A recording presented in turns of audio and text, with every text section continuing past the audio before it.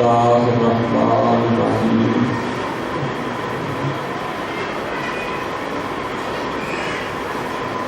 بسم اللہ الرحمن الرحیم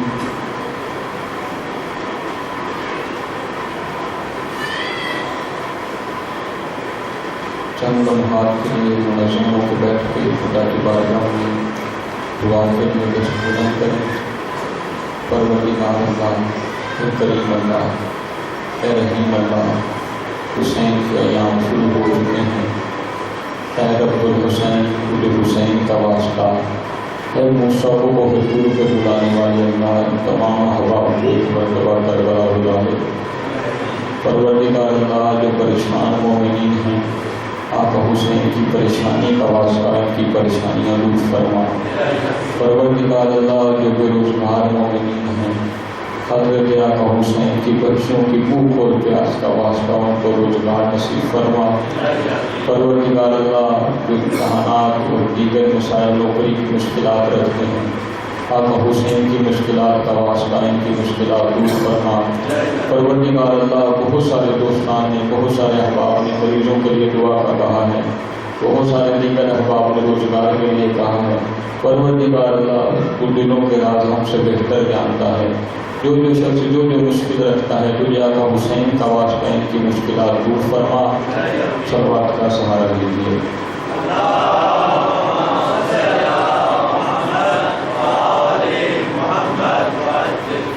ماشاء اللہ، لا حول ولا قوة الا باللہ العلی العظیم۔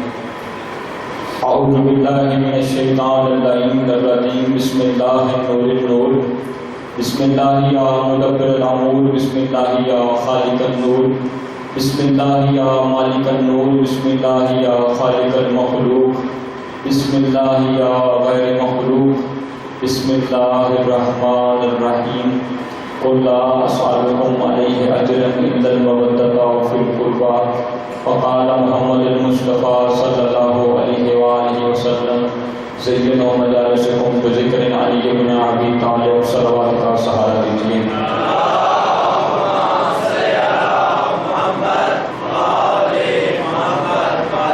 میں ملتمس ہوں کہ جو جوانان باہر بیٹھے ہیں، اندر کافی جگہ، یہاں تشریف لے آئیں۔ بزرگان سے معذرت چاہتا ہوں اگرچہ وہ وہیں بیٹھے رہیں، لیکن جو جوان باہر بیٹھے ہیں، یہاں اندر کافی جگہ ہے، یہاں تشریف لے آئیں۔ درود پڑھ لیں محمد و آل محمد۔ درود پڑھتے پڑھتے یہاں آتے ہیں، اس جگہ کافی جگہ ہے، اس طرف یہاں پہ آتے ہیں۔ بارے دیگر بلندر صلوات۔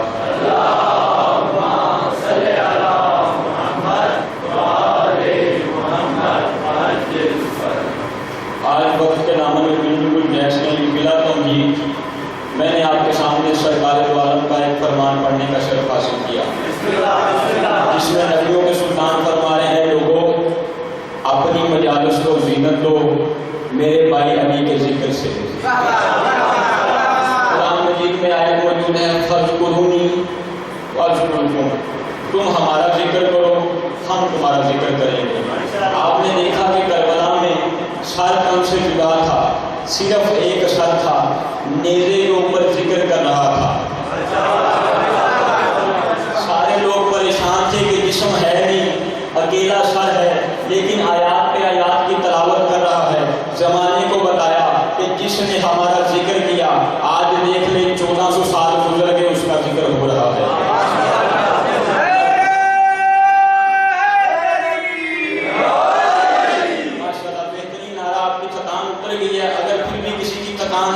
چند لمحے کی رحمت ہے، بیدار ہو کے سنیے گا۔ نبیوں کے سلطان نے کہا کہ اے لوگوں اپنی مجلسوں کو زینت دو میرے بھائی علی کے ذکر سے۔ بعض لوگوں کو پریشانی ہونی تھی، اس کا حل بھی بتا دیا۔ سنو، یہ کوئی عام ذکر نہیں ہے، علی کا ذکر میرا ذکر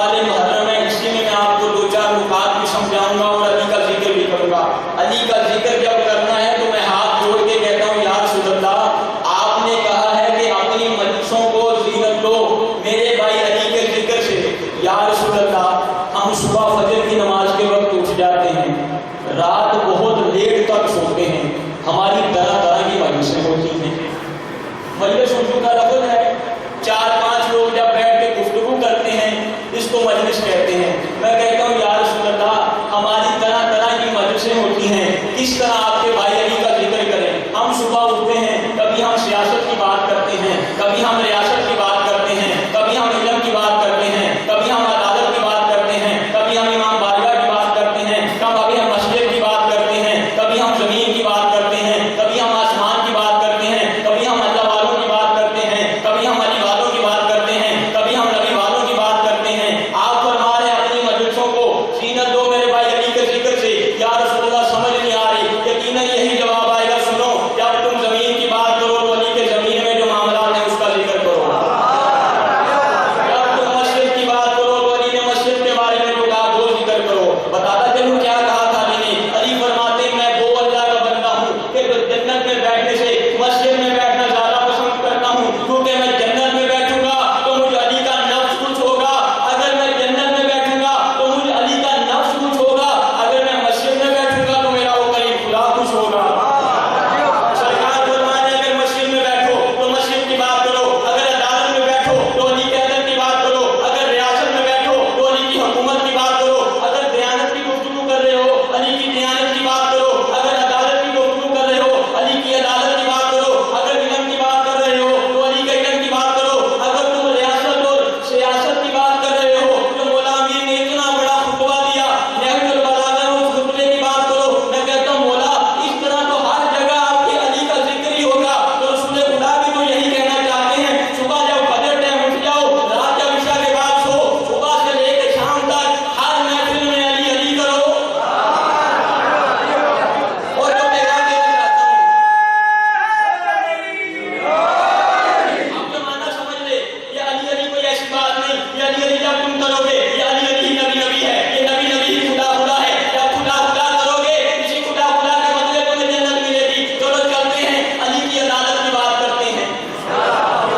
استقبال محرم میں بتانا یہ تھا کہ اگرچہ ہر آنے والا منبر پہ پہلے منٹ سے لے کے آخری منٹ تک امیر کائنات کے فضائل بیان کرے، ہاں فضائل بیان کرے، لیکن ہر نقطے کے اوپر گفتگو کرے، وہ جنت والے سبز باغ نہ دکھائے ہمیں، علی کی ریاست کی بات کرے، علی کی عدالت کی بات کرے، علی کے علم کی بات کرے، علی کی عبادت کی بات کرے۔ علی کی عبادت اس قدر تھی کہ علی نماز پڑھ رہے تھے، چاند ڈس رہا تھا، علی نے نماز میں کوئی فرق نہیں آنے دیا۔ علی کی عدالت، اللہ اکبر۔ آپ کو پیغام دینا چاہتا ہوں جو احباب یہاں تنظیم کے بیٹھے ہیں یا جو بانیان بیٹھے ہیں یا میری آواز جو کیمرے کے ذریعے سن رہے ہیں، جہاں جہاں خدا کے معاملات جلانے والے لوگ بیٹھے ہیں سنو، کل میں نے آپ کو بتایا تھا میرے کائنات کو ظاہری حکومت ملی، یہاں تک آپ کو میں لے آیا تھا، اسی سے آگے بات چلاتا ہوں۔ جب ظاہری حکومت ملی نا، علی کو اس شان و شوکت کے ساتھ منصب ملا، علی مولا گھر آ کے بیٹھتے ہیں، کچھ لوگ چل کے آتے ہیں امیر کائنات کے پاس، یا علی آپ کو مبارک ہو کہ آپ کو خلافت کا منصب ملا۔ میں کہتا ہوں عجیب لوگ ہیں، جس علی نے خدا ہونا قبول نہیں کیا تمہارے ممبر پہ اسے کیا خوشی ہوگی؟ علی تو وہ تھا جب کچھ لوگوں نے آ کے کہا تو میرا خدا ہے، علی نے پکڑا، مار دیا، مار کے زندہ کیا۔ اب جو دوبارہ اٹھے نا، دوبارہ اٹھ کے کہتے پہلے شخص کا اب یقین ہو گیا، یہی بات ہے نا۔ مشتری نے جب کہا کہ یا علی تو میرا خدا ہے، علی نے مار دیا، مار کے زندہ کیا، اب کہتا پہلے شک تھا تو تو نے موت دی تھی، اب تو نے زندگی دے دی، یہ خدا کا کام ہے، اب تو پکا خدا ہے۔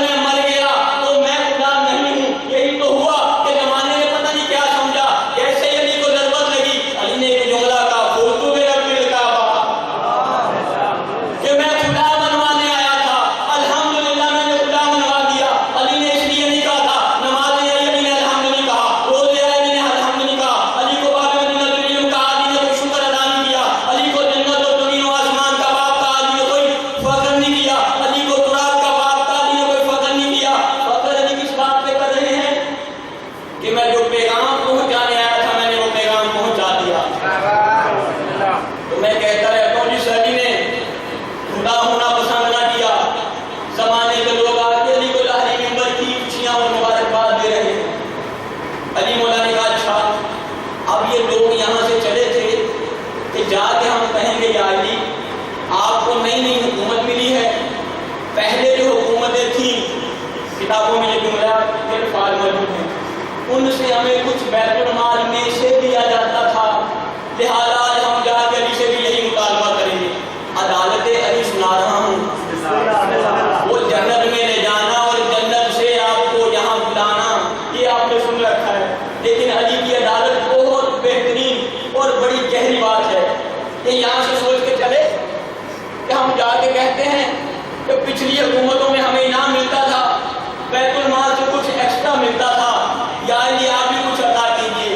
جیسے ہی علی کے دروازے میں آئے یہ آگے بیٹھتے ہیں، علی مولا اپنے غلام سے کہتے ہیں کہ اچھا ان سے پوچھو کہ کس کام کے لیے آئے ہیں۔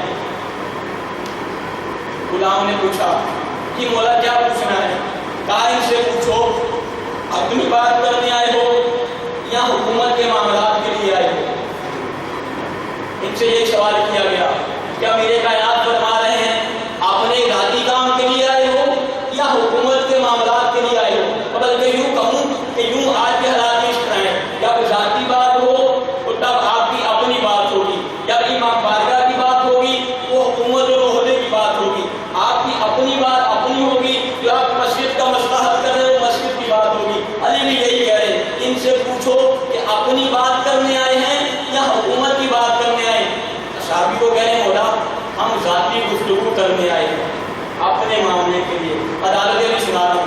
علی مولا نے اپنے غلام کو کہا اچھا اس طرح کرو کہ بیت المال کا چراغ بند کر دو، میرا علی کا ذاتی چراغ جلا دو۔ اب تمہیں جو لوگ فنانس دیتے ہیں، تمہیں جو چندہ دیتے ہیں، تمہیں جو ہدیہ دیتے ہیں، تمہارے تک پہنچاتے ہیں کہ راہ اللہ خرچ کرو، تو علی کیا کہہ رہے ہیں کہ اب ذاتی بات کرنی ہے تو میرا ذاتی چراغ جلاؤ، بیت المال کی بات کرنی ہے تو بیت المال کا چراغ جلاؤ۔ جب یہ دیکھا سمجھ گئے کہ یہاں کچھ نہیں ملنے والا، ابھی یہ اٹھ کے نکلتے نہیں ہیں، علی کے بھائی آ جاتے ہیں، جناب علی آ کے وہی جملہ یا علی آپ کو حکومت ملی ہے، آپ کو پتہ ہے میرا خاندان بڑا ہے، مجھے بیت المال میں سے کچھ دیجیے۔ وہی جو علی کے ذاتی تیل سے چراغ جل رہا تھا، علی مولا نے یوں ہاتھ پکڑا اور چراغ کے آگے کر دیا، یوں پیچھے کھینچ کے کہتے ہیں علی تم مجھے آگ میں جلانا چاہتے ہو؟ جناب علی مولا علی کے سگے بھائی آگے کہتے ہیں یا علی بیت المال سے مجھے کچھ عطا کریں۔ امیر کائنات ہاتھ پکڑتے ہیں، کھینچ کے اس چراغ کو اوپر کر دیتے ہیں، اور ہی کہتے ہیں یا علی آپ مجھے اس آگ میں جلانا چاہتے ہیں؟ امیر کائنات نے بڑا تاریخی جملہ کہا، میں بانیان کو پیغام دینا چاہتا ہوں۔ امیر کائنات فرماتے ہیں سن یہ ایک چراغ کی مختصر لو ہے، تو یہ آگ برداشت نہیں کر سکتا اور مجھ علی کو تو جہنم کی آگ کی دعوت دے رہا ہے۔ یہ بیان کرنے کا مقصد یہ تھا کہ جب ایک منبر پہ آنے والے کو آپ بلاتے ہیں، میں نے پہلے دن کہا تھا کہ منبر پہ آنے والے میں کون سے خصائص ہونے چاہیے، آپ اسے کہیے بھائی بے شک آپ علی علی کریں، لیکن علی کی زندگی کے وہ نقطے بتائیں جس سے کچھ ہمیں بھی حاصل ہو۔ ایران کے ایک عقیدہ گزرے ہیں، اللہ اکبر کس قدر گہرا جملہ، 19 رمضان کی شب گفتگو کر رہے ہیں حرم کے اندر، ایک جملہ کہا کہ ہر شخص پہ سناٹا طاری ہو گیا، کہتے ہیں یا علی آپ کی محبت کے دعویٰ دار ہیں، یا علی آپ کے نام لیوا ہیں، لیکن یا علی افسوس 60 سال کی زندگی میں ایک دن تیری معرفت کے مطابق نہ گزار سکے۔ لمحہ فکریہ ہے آپ کے لیے، اشرہ محرم شروع ہو گیا، محرم الاحرام شروع ہو گیا، وہ حسین کے نام پر مرنے والوں اپنی 30-40-60 سالہ زندگی میں سوچ کے کوئی بندہ اپنے ضمیر کو بتاؤ کہ میں نے فلاں سال کا فلاں دن حسین کی مرضی کے مطابق گزارا، کس قدر ہم کہاں پہ ہیں۔ آنے والے کو یہ پیغام دیں کہ کم از کم ایسی گفتگو کرے کہ ہماری زندگیوں میں علی علیہ السلام کی سیرت آ جائے، اور جب وہ بیان کرے گا قرآن خود کہتا ہے کہ مومنین کے سامنے جب قرآن پیش کیا جاتا ہے ان کے دل نرم ہو جاتے ہیں، اور روایت کیا کہتی ہے کہ جب زمانے والوں کو ہماری جنگ کے فضائل بیان کیے جاتے ہیں، اس فضائل کے اندر اندر چاشنی اتنی ہے کہ لوگ خود جو نرجو علی کی طرف چلے آتے ہیں. یہ ہے امیر کائنات. اور اس کے بعد رسول خدا کی ایک حسرت تھی، فضائل علی ختم نہیں ہو سکتے. رسول خدا جب اس دنیا سے گئے ہیں، اہل سنت کتب میں بھی لکھا. تو ایک بات آپ کو بتاتا چلوں، یہ جو دروازہ ہے یہ امام بارگاہ ہے، یہ حسین کی درگاہ کا دروازہ ہے. یہاں جب آنا ہے اپنی انا، اپنا وہ لوگ، اپنا وہ حسد، تم جو کچھ بھی ہو دروازے سے باہر. جب دروازے سے اندر آ گئے حسین کے آنے والے مہمانوں کے نوکر ہو. اور آپ کو پتہ ہے بعض اہل سنت پوچھتے ہیں کہ شیعوں کی مسجدیں نہیں ہوتی یا مسجد ہوتی ہے تو کیا ہوتی ہے، اس کا فلسفہ کیا ہے؟ فلسفہ یہ ہے کہ مسجد کے اندر آنے کی کوئی شرائط ہے. مسجد میں نان مسلم نہیں آ سکتا، مسجد میں نجس بندہ نہیں آ سکتا، مسجد میں کافر نہیں آ سکتا، مسجد میں شراب پیا ہوا بندہ نہیں آ سکتا، مسجد میں نشے کی حالت میں رہنے والا نہیں آ سکتا، مسجد میں برہنہ نہیں آ سکتا، مسجد میں جسم سے بدبو آ رہی ہے وہ نہیں آ سکتا. بلکہ مسجد کے احکامات میں یہ بھی ہے کہ اگر تمہارے منہ سے پیاز کی بدبو آ رہی ہے تم مسجد نہیں آ سکتے. ہم زمانے والوں کو یہی بتانا چاہتے ہیں، اے میرے پیارے اہل سنت بھائی، ہم امام بارگاہ اس لیے بتاتے ہیں کہ مسجد میں آنے کے قوانین ہیں لیکن حسین کے پاس آنے کا کوئی قانون نہیں. اگر عیسائی چاہے وہ بھی آگے اپنی عقیدت پیش کرے، اگر یہودی چاہے وہ بھی آگے اپنی عقیدت پیش کرے، اگر سنی چاہے وہ بھی آگے اپنی عقیدت پیش کرے. میں کہتا ہوں نا حسین، ہم کہتے نہیں ہیں کہ حسین ہمارے ہیں، حسین سب کا، حسین ہر کسی کا ہے. اب جو دروازے سے آ رہا ہے ہم اس کے خادم ہیں. اب جو اہل سنت یہاں آ رہا ہے، اگر آپ اس غلط فہمی میں ہو آپ صرف اس کے نوکر ہیں. اور اہل سنت ہمارے بھائی نہیں بلکہ ہمارا نفس اور ہماری جان ہے. امام خمینی نے دو جملے کہے تھے کہ اہل سنت اسلام کے دو بازو ہیں، ایک شیعہ اور ایک اہل سنت. یہ دو بازو تب تک سلامت ہیں جب تک دین سلامت ہے. اور اس کے بعد عزاداری کو صرف عزاداری سمجھ کے کرنے آؤ. یہ ٹولیاں، یہ تمہارے ماتمی بستے، یہ تمہاری انجمنیں، یہ تمہاری پارٹیاں اس گیٹ سے باہر. یہاں جب آؤ گے تو صرف محبت کا پیغام دو. اور عزاداری کیا ہے؟ بعض لوگوں کا فخر ہوتا ہے بھئی میں مولانا ہوں، میں مجلس نہیں پڑھوں گا، مجلس نہیں ہوگی. میں نوحہ خان ہوں، میں نوحہ خانی نہیں کروں گا، یہاں پہ نوحہ خانی نہیں ہوگی. میں بانی ہوں، میں مجلس نہیں رکھوں گا، یہاں مجلس پہ کوئی نہیں آئے گا. سنو، امام خمینی نے آج سے کتنے سال پہلے کہا تھا، وہ اگر ایسی سوچ رکھنے والوں یاد رکھو عزاداری کو گھومنے نہیں، عزاداری نے تمہیں زندہ رکھا ہوا ہے. اس نظریے سے آؤ، جتنا یہاں عقیدت سے آؤ گے عزاداری تمہیں اتنا بلند کرے گی. یہی بات کر رہا تھا جو ممبر پہ آتا اسے بیان کرے کہ ہر پہلو بیان کیا جائے. اور دیکھیں قرآن کیا کہہ رہا ہے، فَاسْتَقِیمْ كَمَا أُمِرْتَ. کتنی گہری بات قرآن کر رہا ہے. پھر جب آپ آ جاتے ہیں اس کے بعد آپ نے کیا کرنا ہے. 1 گھنٹے کی مجلس ہے، بعض لوگوں کا حافظہ کم بھی نہیں ہے، بعض چھوٹے بچے ہیں، 1 گھنٹے کی مجلس آپ یاد رکھ نہیں سکتے. میں ایک فارمولہ آپ کو دینا چاہتا ہوں، یہ فارمولہ آپ ذہن میں رکھیں گے ساری زندگی آپ کو کامیابی حاصل ہوگی. قرآن کہتا ہے فَاسْتَقِیمْ كَمَا أُمِرْتَ. جب یہ آیت نازل ہوئی رسول خدا کہتے ہیں اس آیت نے میری کمر توڑ دی. رسول اسلام محمد مصطفیٰ صلی اللہ علیہ وآلہ وسلم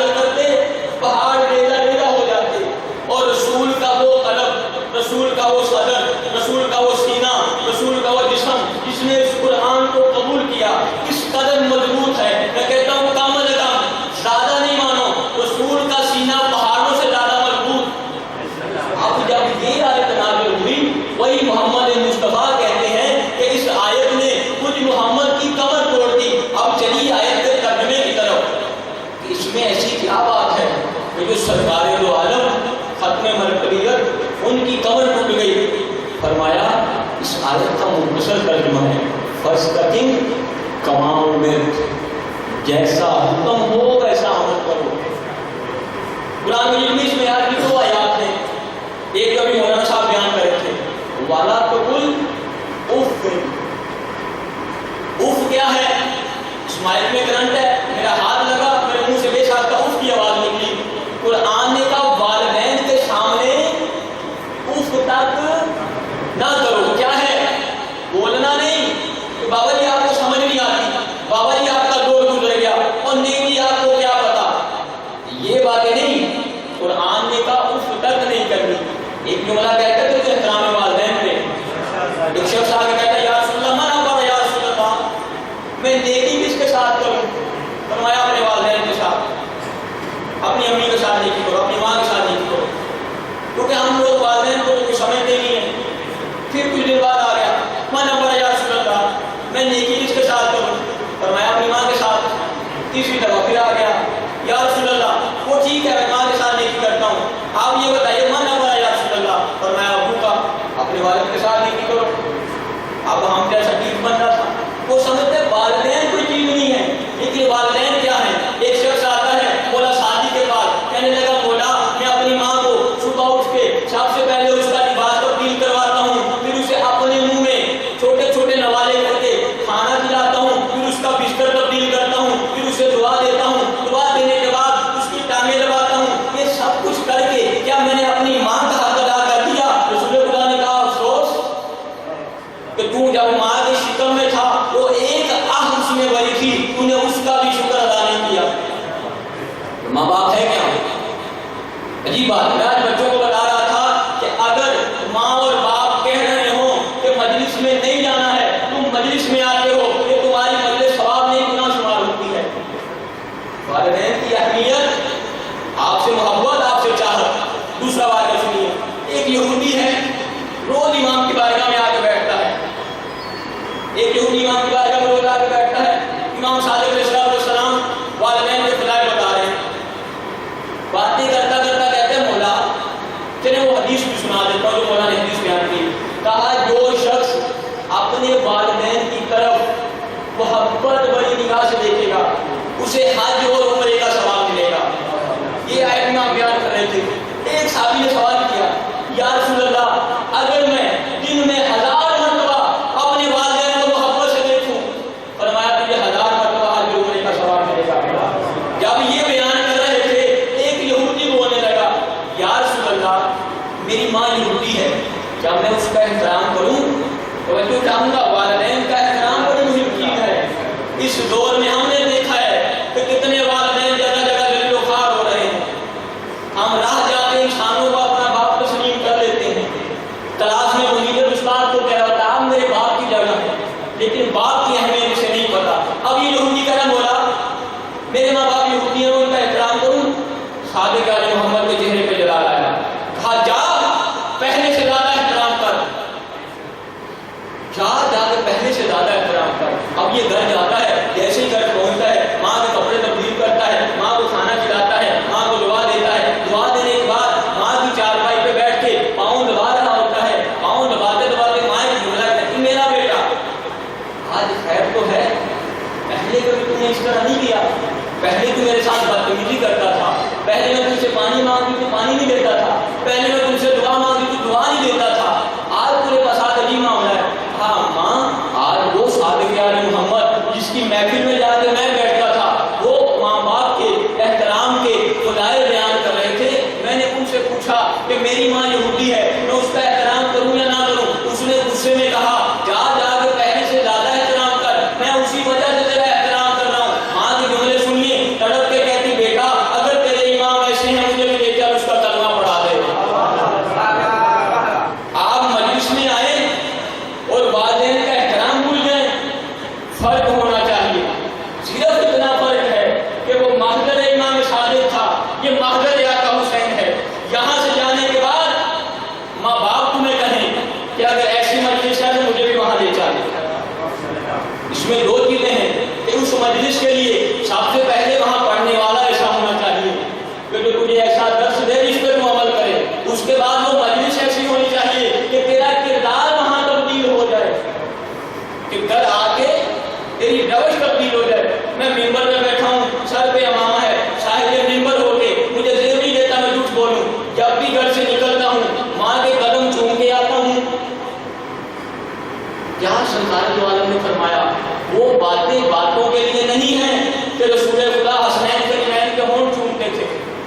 وہ کس لیے باتیں بنی ہیں؟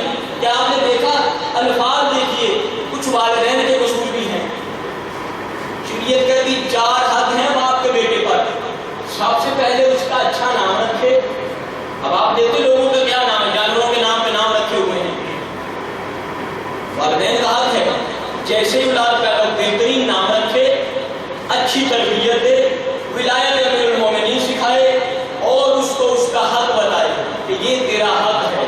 اب یہ والدین کا فکر ہے۔ جب والدین یہ نہیں کریں گے تو اولاد ایسی ہوگی۔ بیان کر رہا تھا یہاں سے سیکھنا ہے، والدین کا احترام کریں۔ اب ایک شخص رسول خدا کی بارگاہ میں آتا ہے، یا رسول اللہ میری فلاں دعا ہے، آپ دعا کیجیے۔ کہا جا گھر جا کے اپنی ماں سے کہیں۔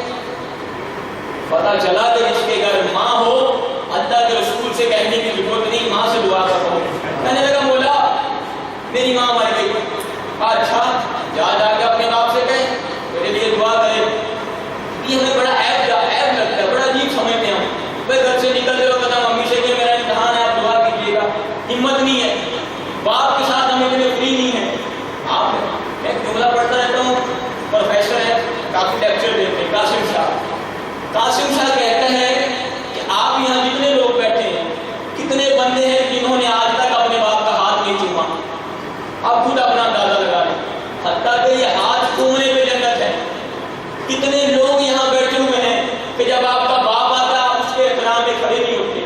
واضح حدیث ہے، تم اہل سنت ہو تم شیعہ ہو، حدیث سب کے لیے برابر ہے۔ 4 لوگ جب تمہاری بدن میں آ جائیں ان کے احترام کے لیے کھڑے ہو جاؤ۔ ایک تیرا سگا باپ، دوسرا تیرا استاد، تیسرا وہ سسٹر جس نے تجھے بیٹی دی، اور چوتھا وہ شخص جو تجھے اچھے علوم کی طرف لے کے آتا ہے۔ جب یہ 4 شخص آئیں تم بادشاہ بھی اس کے احترام میں کھڑے ہو جاؤ۔ یہ کس نے کرنا ہے؟ چلے اور جو نہیں سن رہے ان کی اپنی مرضی، جو آپ سن رہے کم از کم آپ تو کریں، کوئی فرق نہیں پڑتا ہے۔ آپ بڑے بڑے لوگوں کے احترام میں کھڑے ہو جاتے ہیں، جو تھی جگہ علماء کا لفظ استعمال ہوا، علماء کے احترام میں کھڑے ہو جائیں۔ کم از کم اپنے باپ کو ایک دفعہ ہاتھ چوم کے تو دیکھیں کیا لطف آتا ہے۔ اور میں آپ کو طریقہ بتاتا ہوں، بڑا مشکل ہوتا ہے یہ کام شروع کرنا۔ جب ہم نے کیا میں نے 1000 بار اگر شفا سے سوال کیا ہوگا، دل کرتا ہے لیکن ہمت نہیں ہوتی۔ رات کا پہر ہے، ابھی مجلس سے گھر جائیے۔ میں بچوں کو تو نسخہ دینا چاہ رہا ہوں چھوٹے، مجلس سے گھر جائیے، بوڑھا باپ لیٹا ہوگا، لائٹیں بند ہوں گی، یہاں بیٹھ کے ٹانگیں دبانی شروع کر دیں۔ ٹانگیں دباتے دباتے ایک دفعہ خدا کی طرف متوجہ ہو جائے، خدایا یہ وہی ہستی ہے جس کی وجہ سے میں اس دنیا میں آیا۔ خدا یہی میرے ماں باپ ہیں، یہی میرے رسول ہیں، یہی میرے پیغمبر ہیں، میرا سب کچھ یہی ہے۔ ایسے ٹانگیں دباتے دباتے پاؤں پہ چلے جائیں، ایک دفعہ پاؤں کو مضبوطی سے پکڑ کے رسول خدا سے مخاطب ہو جائیے، صرف آپ کی ذات کی خاطر ان کا احترام کر رہا ہوں۔ یہاں پہ جو آپ دعا کریں گے، آپ کی دعا قبول نہ ہو، میں چیلنج کر رہا ہوں، مجھے فون کر کے کہیے گا آپ نے نقشہ بتایا تھا اس پہ عمل کر کے کوئی فائدہ نہیں ہوا۔ اور اگر اس سے ایک قدم اور آگے بڑھ سکیں، اس رات کی تاریخی میں ایک دفعہ باپ کے پاؤں چھوڑ دیجیے گا، پھر اس کے بعد جو آپ کی زندگی میں تبدیلی آئے گی آپ کو دیکھیے گا۔ آپ نے کبھی محسوس نہیں کیا؟ ایک 20 سالہ لڑکا ہے، اس کو خدا نے اتنی عزت دی ہے۔ ایک 35 سالہ شخص ہے، اس کی اتنی زمینیں ہیں۔ ایک 40 سالہ انسان ہے، اسے 25,000 لوگ اس کے ملتے ہیں۔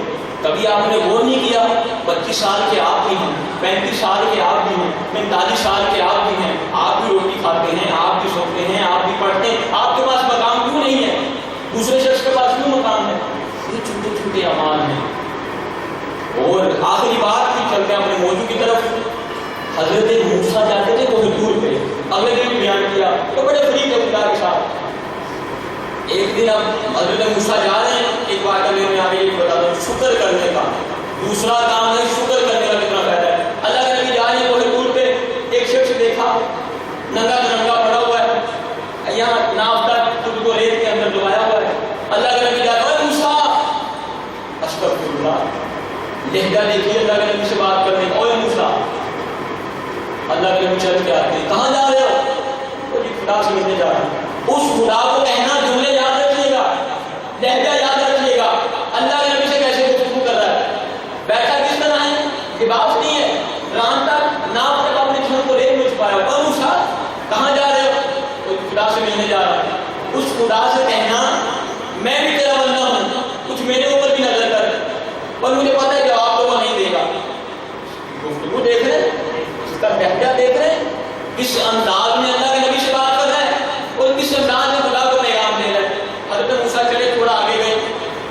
دیکھا بہت بڑا دسترخوان لگا ہے، لوگ بیٹھے کھانا کھا رہے ہیں، کسی نے دور سے بتایا اللہ کا نبی آ رہا ہے، میرا بڑی من بات موجود ہے، بھاگتے بھاگتے گیا تو خود اس دسترخوان کا بانی تھا، اللہ کا نبی بہترین جگہ بٹھایا، بہترین کھانا کھلایا، ہاتھ جوڑ کر کی اس طرف کیسے آنا ہوا؟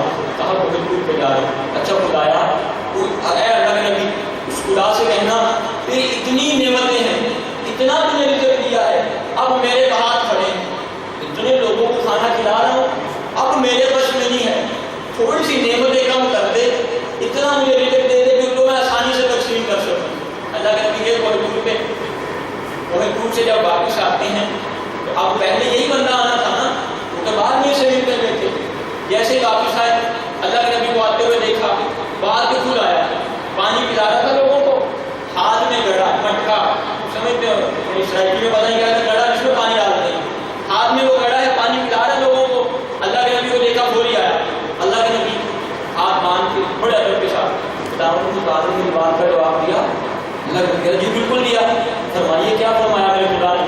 کہا کہ خدا کہہ رہا ہے کہ شکر کرنا چھوڑ دے، نعمتیں کم ہو جائیں گی، تڑپ کے آئے دفعہ، تڑپ کے کہتے ہیں یا رسول اللہ، اللہ کے نبی، اللہ کے رسول، اس طرح ممکن ہے کہ میں اس پر شکر کرنا چھوڑ دوں؟ یہ مجھ سے نہیں ہو سکتا، اتنی دیر میں جسم پر درد آ ہوا، ہاتھ سے بڑا چھکا، زمین پہ گرا، ہوا بھی پتہ کیا؟ جب زمین کی طرف دیکھا سارا پانی سونا اور چاندی بن چکا تھا۔ اللہ کے نبی نے کہا جب تک شکر کرنا نہیں چھوڑو گے تب تک نعمتیں کم نہیں ہوں گی۔ اب وہی بندہ جو وہاں بیٹھا تھا دور سے دیکھا اللہ کے نبی کو، موسیٰ آ گئے ہو؟ ہاں میری بات کا جواب تو نہیں دیا ہوگا، لہجہ بھی دیکھیے، ناشکری دیکھیے کس قدر ہے، ہاں نہیں جواب دیا ہوگا۔ اس طرح بات نہ کر، اللہ بڑا کریم ہے، اللہ بڑا رؤوف ہے، اللہ بڑا رحیم ہے۔ میں ایک جملہ کہتا رہتا ہوں، اتنا کریم ہے کہ کس قدر بھی ناراض ہو رزق بند نہیں کرتا، کس قدر ناراض ہو۔ ناراضگی آپ کو بتاؤں کیسے؟ آپ جب ایک دن میں 5 وقت نماز نہیں پڑھتے، یہ مت سوچیں کہ آپ کو توفیق نہیں ہوئی، اس خالق نے شہر نہیں سمجھا کہ تمہیں بلائے، اس وقت خدا ناراض ہوتا ہے۔ لیکن دوسرا جملہ میں سنیے، کس قدر ناراض ہو، اس کریم نے کبھی کھانا تو بند نہیں کیا، اس قدر محبت کرنے والا خدا۔ کہا موسیٰ نے یہ بات نہ کر، اس نبی نے یہ نہیں کہا، تیری بات کا جواب دیا خدا نے۔ اچھا موسیٰ کیا کہا ہے؟ خدا کہتے شکر کرنا شروع کر، پھر وہی نہ شکری کریں گے۔ کہا موسیٰ خود دیکھ رہا ہے اس خدا نے مجھے دیا کیا جس میں شکر کروں؟ جیسے ہی جملہ کہا تیز طوفان آیا، وہ جو ریت میں جسم چھپا کے بیٹھا تھا وہ بھی ننگا ہو گیا۔ شکر کیجیے، یہ ہے خدا کا شکر۔ اور کل ہی ایک دوست وہاں بیان کرے تو وہی حدیث کہ مولا فرماتے ہیں ہمارے محبوں کے ساتھ بلائی ہمارے ساتھ بلائی ہے۔ یہ نہ سمجھو کہ ہم سایہ شیعہ اس سے لڑے ہوئے ہیں، بارگاہ میں آپ بڑے بانی بن جائے ہوئے، نہیں، ہمارے چاہنے والوں کے ساتھ محبت ہمارے ساتھ محبت ہے۔ اور خدا کیا کرے، ہمارے اس مخلوق کے ساتھ احسان کرنا میرے ساتھ احسان ہے۔ احسان کا مطلب اور احسان فراموش کون ہوتا ہے؟ آپ خود دیکھیں، ہم کسی سے کام نکال لیتے بعد میں اس کا حال ہی پوچھتے۔ احسان فراموشی، خدا کا ایک عابد بندہ دن رات خدا کی عبادت کر رہا ہے، اس قدر عبادت کرتا ہے کہ گھٹنے عبادت کر کر کے ختم ہو گئے، ہاتھوں کا یہ گوشت مٹ گیا ہے، پیشانی پہ خون جمع ہوا ہے، اس قدر عبادت۔ بلکہ اب یہ کیفیت ہے کہ اگر سجدے میں پڑا ہے تو اٹھ نہیں سکتا، اس قدر عبادت۔ اللہ تعالیٰ کی ذات نے ایک فرشتے کو معمور کیا، ایک پرندے کو معمور کیا، وہ پرندہ جاتا ہے، انار کے دانے ایک توڑ کے لاتا ہے، اس کے منہ میں رکھتا ہے، اس عمل کے ذریعے یہ دیتا ہے۔ اللہ کے نبی کی بارگاہ میں اس کا تذکرہ ہوا، کسی شاعر نے کہا کہ اے اللہ کے نبی فلاں جگہ ایک بندہ ہے، یہ اس کی عبادت کی حالت ہے، اس کا جنت میں کیا مقام ہوگا؟ فرمایا اس کا مقام جہنم ہے۔ اللہ اکبر، العظمت للہ۔ کیوں؟ کہا وہ اس مشکل طریقے سے ایک دانہ چونچ میں لا کر جو پرندہ اسے کھلاتا ہے، اس عبادت گزار نے کبھی اس کا شکریہ نہیں ادا کیا۔ اب اب آپ خود حساب لگا لیں، آپ اور میں کس قدر دوسروں کے کام آتے ہیں۔ آپ اور میں باقی معاملہ چھوڑیے، اداداری کے حوالے سے کس قدر دوسروں کے کام آتے ہیں۔ میں پھر ہاتھ جوڑ کے کہہ رہا ہوں، آپ چودھری صاحب ہیں، چودھری صاحب رہیں، لیکن فرش ادا میں آ کے خود کارپیٹ بچھائیں۔ آپ شیخ صاحب ہیں، شیخ صاحب رہیں، فرش ادا پہ آ کے خود مائک لگائیں۔ آپ کتنے بڑے بھی نواب ہیں، اس گیٹ سے باہر حسین کے اداداروں کی جوتیاں خود آ کے منظم کریں۔ اگر کچھ چاہتے ہو، یہی بات کر رہا ہوں کہ اداداری کے معاملے میں کسی کی مجلس اس لیے خراب نہ کرو، میں نہیں جاؤں گا تو وہاں مجمع نہیں ہوگا۔ وہ جناب زہرا کی طرف متوجہ رکھیں، یہ سارا مشن دو بہن بھائیوں کا ہے، ایک وہ پیاری زینب، دوسرا وہ دکھوں سے مظلوم چورا چور حسین۔ چلتے اسی جملے کی طرف جو میں آپ کو کماؤں گے، اس آیت میں رسول کی کمر توڑ دی، اس کا معنی کیا ہے کہ جو تمہیں کہا جائے اس پہ عمل کرو۔ اب یہ جرأت نہیں ہے ایک مجتہد فتویٰ دے رہے ہو تم کہو یہ کہاں سے آ گیا، ایک آدمی کی حدیث بیان کر رہا ہے تم کہو نہیں یہ ایسے ہے۔ میں کہتا ہوں وہ شخص جس کو عربی میں 10 تک گنتی نہیں آتی، کم از کم وہ اپنی زبان بند رکھے۔ تمہیں کوئی بات سمجھ نہیں آ رہی، کم از کم دوسرے آدمی دین سے جا کے پوچھو۔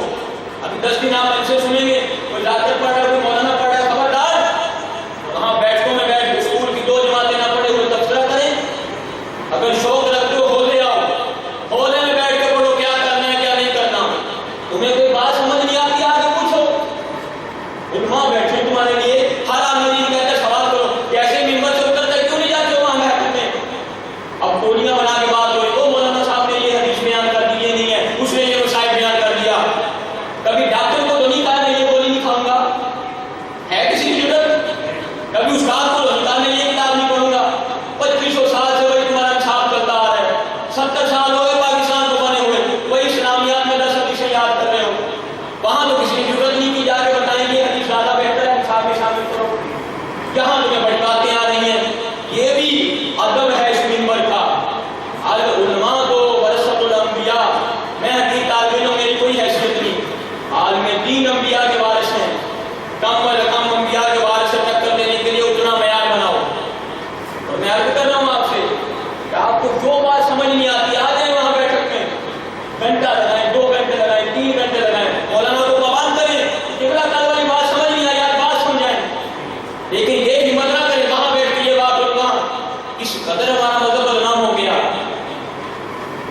بھائی وہ جو بگڑے ہوئے ہیں ان کو بگڑا رہنے دو، آپ تو سوچے ہوئے ہیں۔ قرآن کا کیا فاستقیم کما امرت، رسول خدا کی اس آیت نے کمر توڑ دی، جیسا حکم ہو ویسا کرو، بالکل اسی طرح۔ ولا تقولوا، والدین کے سامنے اف نہیں کرنی، جیسا حکم ہے ویسا عمل کرنا ہے۔ اب عمل کس طرح کریں گے؟ ایسی مجلس ہو رہی، رسول خدا کی بزم چل رہی ہے، ایک چرواہا باہر سے گزر رہا ہے، چرواہے نے جاتے جاتے سنا رسول خدا ہے بیان کرے فاستقیم کما امرت، جیسا حکم ہے ایسا عمل کرو۔ بڑا بہترین آپ کو یہ مواد دے کے جا رہا ہوں، اس پہ عمل کریں گے، شرطیہ کہہ رہا ہوں انشاءاللہ کامیابی سے ہمکنار ہوں گے۔ باہر چرواہا جا رہا، اس نے سنا نبیوں کے سلطان کریں فاستقیم کما امرت، جیسا تمہیں حکم دیا جائے ویسا عمل کرو۔ اس کے بعد فوری بتایا جو شخص اپنے لباس کو نجاست سے پاک رکھے گا اس کے لیے وجبت لہ الجنہ، اس شخص کے لیے جنت واجب ہے۔ اب آپ دیکھیے یہ باہر سے گزر رہا تھا، مسجد کبھی نہیں آیا تھا، نماز اس نے کبھی نہیں پڑھی تھی، روزہ اس نے کبھی نہیں رکھا تھا، لیکن یہ آیت سنی فاستقیم کما امرت، جیسا حکم ہو ویسا عمل کرو۔ حکم کیا تھا کہ اپنے لباس کو نجاست سے پاک رکھو، اس نے وہی یہ کام کیا۔ ایک تھیلا اٹھایا، تھیلے کے اندر ریت بھر دی، اب جیسے ہی کہیں طہارت کرنا چاہتا ہے، جیسے ہی اس نے پیشاب کرنا ہوتا ہے، تھیلے سے ایک مٹھی ریت نکالتا ہے، زمین پہ رکھتا ہے، اس کو اوپر طہارت کرتا ہے کہ نجاست کے چھینٹے میرے لباس پہ نہ آئے۔ یہ شخص مر جاتا ہے، اصحاب پوچھتے یا رسول اللہ وہ بندہ جو نماز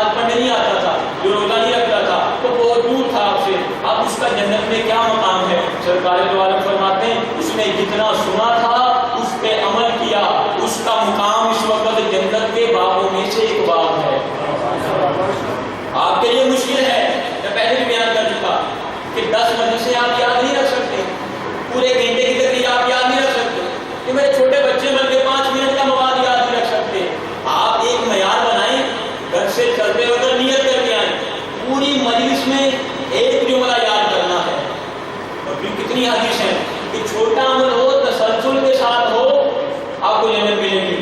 اور خبردار ان لوگوں کے ہاتھوں نہ لگ جانا جو آپ کو کہتے ہیں کہ انہوں نے کون سی نمازیں پڑھی تھی, اصحاب کہف کے کتے نے کون سی نمازیں پڑھی تھی, نبیوں نے کون سا خمس دیا تھا.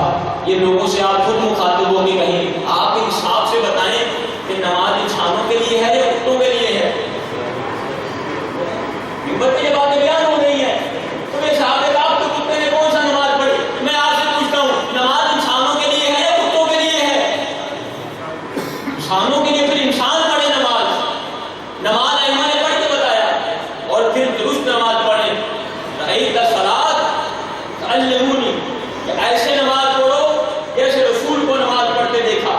رسول نے کون سی نماز پڑھی جو علی مرتضیٰ نے پڑھی. علی مرتضیٰ نے کون سی نماز پڑھی جو حسن مجتبیٰ نے پڑھی. حسن مجتبیٰ نے کون سی نماز پڑھی جو امام حسن حسین علیہ السلام نے پڑھی. امام حسین نے کون سی پڑھی جو سید العابدین نے پڑھی. وہی امام محمد باقر نے پڑھی. وہی امام جعفر صادق نے پڑھی. وہی امام موسیٰ کاظم نے پڑھی. وہی امام رضا نے پڑھی. وہی تقی النبی نے پڑھی. وہی حسن نصری نے پڑھی. وہی حجت وہاں بیٹھ کے بارہواں وہی نماز پڑھتا ہے اور وہی نماز اس کے نائب نے پڑھی. اب نائب کے بعد حسین بن طلحہ نے وہی نماز پڑھی اور وہی نماز آج مراجع پڑھ رہے ہیں. اور وہ نماز جو ائمہ کے حرم میں پڑھی جاتی ہے یہی درست نماز آپ پڑھیں. اور راہگیر لوگوں کی باتوں میں مت آئیں. جو بندہ نماز پڑھتا ہے نہیں وہ آپ کو کیا درس دے گا نماز پڑھنے کا. کم از کم اگر کوئی شخص آپ کو بتاتا بھی ہے کہ یہ نماز درست ہے اس کی مسجد میں بات سنیں کیونکہ وہ پڑھ رہا ہوگا. آپ دیکھیں گے صحیح پڑھ رہا ہے یا غلط پڑھ رہا ہے. آج وہ لوگ نماز کا کہتے ہیں جو نماز اصلا نہیں پڑھتے. احتیاط کریں, اپنے بچوں کو بچائیں. میرا آخری دن ہے استقبال محرم میں یہ 3-4 مرتبہ میں انشاءاللہ کامیابی ہوگی. پوری مجلس میں ایک روایت یا ایک آیت یاد کر لیں. میں یوں کہتا ہوں جس زبان میں دامن سے باندھ لیں زندگی جائے تو جائے. یہ فارمولہ آپ سے نہیں جانا چاہتے. ایک یہ اور دوسرا حسین علیہ السلام کی مجلس میں جی بھر کے گریا کریں. یہ نہ دیکھیں یہ ہمسایہ کیا کر رہا ہے. شرمندگی اس دن ہوگی کہ جب تمہارا نامہ اعمال چل رہا ہوگا تو یہ ہمسایہ کھڑا ہو کے دیکھ کے ہنس رہا ہوگا. تب تمہیں پتا چلے گا کہ حسین پہ رونے کا فضیلت اور ثواب کیا تھی. اور آخری جملے دو چار آپ کی رحمت تمام. قرآن سے دوری. اللہ اکبر. قرآن نے خود کہہ دیا. مولا امیر کائنات میں حدیث بلاغہ میں فرماتے ہیں کہ مجھے تمہاری فکر ہے کہ کہیں تم دوسروں کی طرح قرآن کو پس پشت مت ڈال دینا. میں کہتا رہتا ہوں کم از کم اتنا قرآن پڑھیں کہ قرآن کے نام پہ آپ کے سامنے بیٹھ کے اتنا بولا جائے.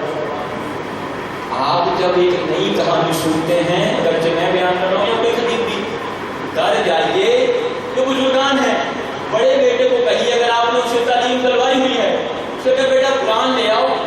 آج جو مولوی صاحب نے پڑھا تھا وہ نکال کے دو. اس سے اسی طرح قرآن کے ساتھ چلیں. دودھ پڑھے محمد والے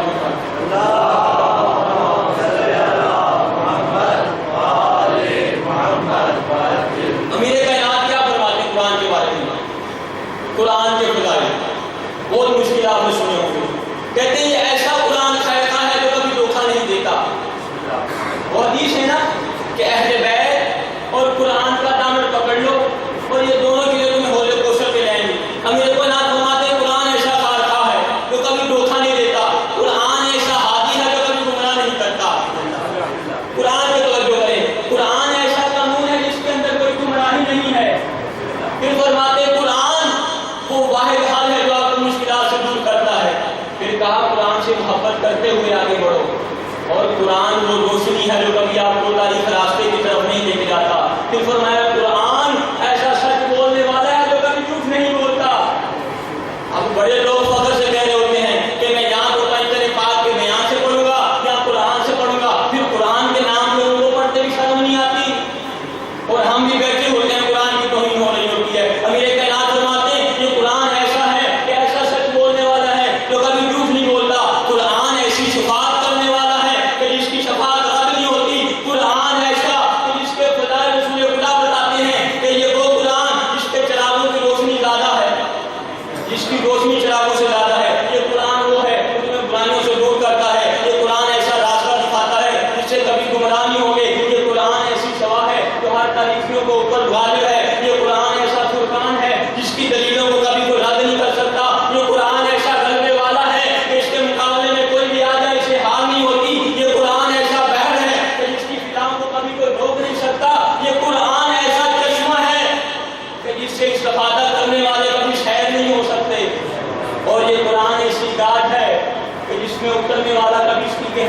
نہیں پہنچ سکتا.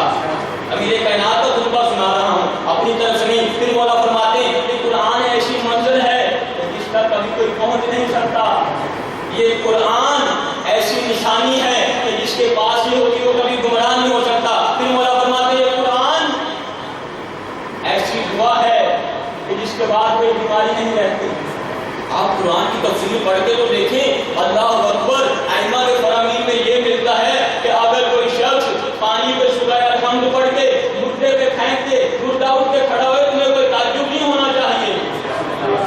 قرآن ایسی دعا ہے کہ جس کے بعد کوئی بیماری نہیں رہتی. قرآن ایسا نور ہے کہ جس کے بعد کوئی تاریکی نہیں رہتی. قرآن ایسا ہادی ہے کہ جس کے بعد کوئی گمراہی نہیں رہتی. پھر میرے کلام وہی فرمان جو میں نے بیان کیا, بولا فرماتے قرآن کے بارے میں ڈرتا ہوں تو کہیں وہ غیر ان سے قرآن پہ عمل کرنے میں باقی نہ لے جائیں.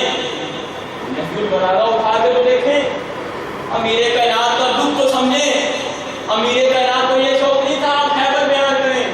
امیر کائنات کا سب سے بڑا دکھ یہ تھا کہ جو امیر کائنات کے سینے میں جو نا اس پہ آپ عمل کریں. پھر فرمایا کہ میں پریشان ہوں کہ کہیں دشمن, کہیں مخالفین قرآن پہ عمل کرنے میں تم سے بازی نہ لے جائیں. قرآن کس نے پڑھنا ہے؟ پھر فرمایا قرآن ایک عہد کا مسلمان ہے. اس کے بعد بڑا پیارا فرمان فرمایا ایک مومن کے لیے ضروری ہے کہ کم از کم 50 قرآن کی آیات تلاوت کرے ہر روز. آپ انصاف سے سوچ کے بتائیے, مجھے نہ بتائیے, اپنے ضمیر سے ذرا ایک لمحے کے لیے پوچھیے آپ نے کس دن قرآن اٹھایا تھا؟ حسین حسین کرنے والوں, حسین نے تو کٹے سر سے قرآن پڑھ کے سنایا ہے. کم از کم اشرا محرم میں قرآن کو اٹھا کے دیکھیے. اور ابھی بتاتا ہوں قرآن کے فائدے کیا ہیں. امام رضا فرماتے ٹھیک ہے آپ 50 نہیں پڑھ سکتے, کم از کم 10 آیات قرآن کی پڑھیں. پھر قرآن پڑھنے کا فائدہ کیا ہے کہ جو شخص قرآن پڑھے اور پڑھائے, ان دو لوگوں کے لیے قرآن نے کہا کہ ان دونوں کے لیے قرآن پڑھے یا پڑھائے, اس میں کوئی شرط نہیں. آپ قرآن کی ایک آیت پڑھ لیں. آیت کتنی؟ انا اعطیناک الکوثر. قرآن کھولیے, آیت پڑھیے قل هو اللہ احد. قرآن کھولیے, آیت پڑھیے انما یرید اللہ لیذہب. قرآن کھولیے, آیت پڑھیے قل لا اسألکم علیہ اجرا مودۃ. قرآن پڑھیے, الصلاۃ, نماز کے بارے میں کوئی آیت پڑھیں. ایسی آپ جب آیت پڑھیں گے, پھر فرمایا جب کوئی قرآن پڑھتا ہے اس کے لیے دونوں جہانوں کے فرشتے حتیٰ کہ سمندروں کے اندر مچھلیاں استغفار کرتی ہیں. فضائل علی کے چکروں میں جنت نہ دیکھیے, قرآن کے جملے میں جنت کو دیکھیے کہ ایک قل هو اللہ کہنے سے زمین و آسمان کے فرشتے حتیٰ کہ حدیث کے الفاظ ہے سمندروں کے اندر مچھلیاں تمہارے لیے استغفار کرتی ہیں. پھر فرمایا کہ جو شخص اپنی اولاد کو قرآن سے ملین کرے گا بروز حشر کیسے جنت میں والوں کا فرشتے نور کے تاج لے کے آ جائیں گے.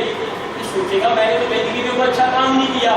فرشتے بتائیں گے جو تم نے اپنی اولاد کو قرآن سے ملین کیا تھا اس کے بدلے میں تمہیں پہنایا جا رہا ہے تاج. اس کے بعد ایک جملہ کہا, سوال کیا یا رسول اللہ ہمیں قرآن پڑھنے نہیں آتا. اب جملہ سنیے گا, یہ بزرگان کے جو قرآن پڑھنا نہیں جانتے. فرمایا جو شخص قرآن نہیں پڑھ سکتا مسجد میں جائے, میں خود کہہ رہا ہوں مسجد میں جانا روایت نہیں ہے, مسجد میں جائے کہیں بھی قرآن اٹھائے, قرآن کو شفقت بری نگاہ سے دیکھے. جوانوں سے میں کہوں گا جس طرح آپ خاص تصویریں بڑی شفقت بری نگاہ سے دیکھتے ہیں نا, اسی طرح شفقت بری نگاہ سے قرآن کو دیکھے. اب جملہ سنیے گا, آخری بندے تک تو چاہوں گا جو قرآن نہیں پڑھتا قرآن اٹھائے, قرآن کو کھولے, شفقت بری نگاہ سے قرآن کو دیکھے, ایک دفعہ قرآن کی آیت کا بوسہ لے.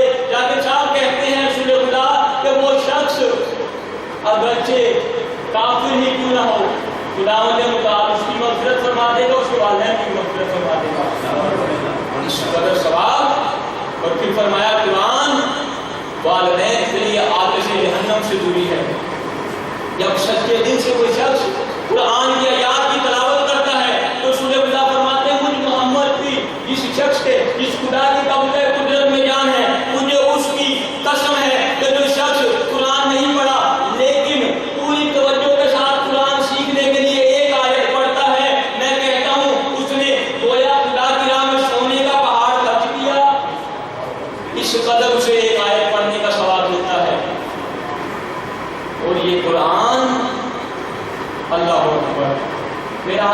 تھا، میں چاہوں گا آپ سے، آپ لوگوں نے اہل علاقہ نے بڑی محبت نوازی ہے، یقین کریے مہمان سمجھ کے ہر انسان نے، ہو سکتا ہے اسے اچھا لگتا تھا یا نہیں لگتا تھا، بڑی محبت نوازی ہے، اور اتنے کریم ہیں آپ لوگ۔ جب ان بچوں نے کہا اہل بیت کا ذکر برپا کرنا ہے، ہر انسان نے ان سے جتنا ہو سکا تعاون کیا۔ میں آپ سب کا شکریہ ادا کرتا ہوں کہ میں شکریہ ادا نہیں کرتا، جب تک آپ ایسا کام کرتے ہیں نا، حضرت زہرا آپ کا شکریہ ادا کرنے آ جاتی ہے۔ زہری امام کے دور کا ایک شخص ہے، مجلس رکھتا ہے، امام کے پاس آتا ہے، کہتے ہیں مولا میرے بیٹے کی شادی ہے، آپ اس شادی پہ آئیں گے؟ امام علیہ السلام نے دکھ بھرا کے ملاقات کہا زہری کربلا کے بعد ہم نے شادیوں کو جانا چھوڑ دیا ہے۔ اللہ اکبر۔ کہا اچھا مولا پھر آپ میرے گھر کس طرح آئیں گے؟ میرا دل ہے کہ میں آپ کی چند کی مجلس رکھوں، آپ اس کو دعائیں گے؟ کہا ہاں، جہاں ذکر آقا حسین علیہ السلام تو وہاں دعوت دینے کی ضرورت نہیں، میں سجاد اپنی پھوپھیوں کے ساتھ آ جاتا ہوں، ہماری پھوپھیاں وہاں خواتین میں بیٹھ کے روتی ہیں، میں سجاد ان کے ہم رکاب مردوں میں بیٹھ کے روتا ہوں۔ یہ آقا سجاد اس قدر محبت ہے۔ اور آج آپ کو پتہ یہ چاند نظر آ گیا، مدینہ کے لوگ پتہ کیا کہتے ہیں؟ میرا دل آج ساری لائٹیں بند کر دی جائیں، جیپ پر کے اوپر سٹ کیا جائے، تمام لائٹیں بند کر دیں۔ مولا پتہ کیا کہتے ہیں یہاں پہ کہ جب مدینے میں محرم کا چاند نظر آتا نا، آج آپ لوگ پتہ کیا کر رہے ہیں؟ ایک چلتی رہنے دیں چھوٹی سی وہ باہر والی لائٹ، مدینہ آپ لوگ پتہ کیا کر رہے ہیں؟ ٹیلی ویژن دیکھ رہے ہیں، واٹس ایپ گروپ دیکھ رہے ہیں، وہ لائٹ چلتی رہنے دیں، واٹس ایپ گروپوں کو دیکھ رہے ہیں، فون کر کے پوچھ رہے ہیں بھائی چاند نظر آیا ہے؟ مدینہ والے پتہ کیا کہتے ہیں؟ جب محرم کا چاند نظر آتا ہے ہمیں کسی سے پوچھنے کی ضرورت نہیں پڑتی، اور شادی کے آل محمد کے گھر سے کریا کی آوازیں آتی ہیں۔ اللہ آج جتنا مشکل مسائل پڑھنا تھا نا، بڑا مشکل ہوتا ہے ایک جوان کے لیے جوان کا مسائل پڑھنا۔ میرا دل ہے آج آپ کو عباس کے مسائل سناؤں، ایت اللہ شوطی بے رحمہ، یہ ہاتھ پاؤں آج کی شرمائے کے نہ روئے، آج جعفر صادق کے گھر میں مورچہ بچھا ہوا ہے، آج علی کی بیٹیاں رو رہی ہیں، آج علی کی نواسیاں رو رہی ہیں، وہ کہتے ہیں نا اے چاند آج تم نے نکل کے سیداتیوں کے اجڑنے کی خبر دی ہے۔ سادات آج چپ نہ رہے، یہ بات کے بولے اپنے ارادوں کو کھلا چھوڑ دیں، اس قدر گریا ہو سکے۔ اللہ و سکینہ آتی ہے اپنے بابا کے پاس، ہاتھ میں ایک جام ہے، دیکھیے گا میری طرف، جملہ پتہ کیا کہتی ہے سکینہ کے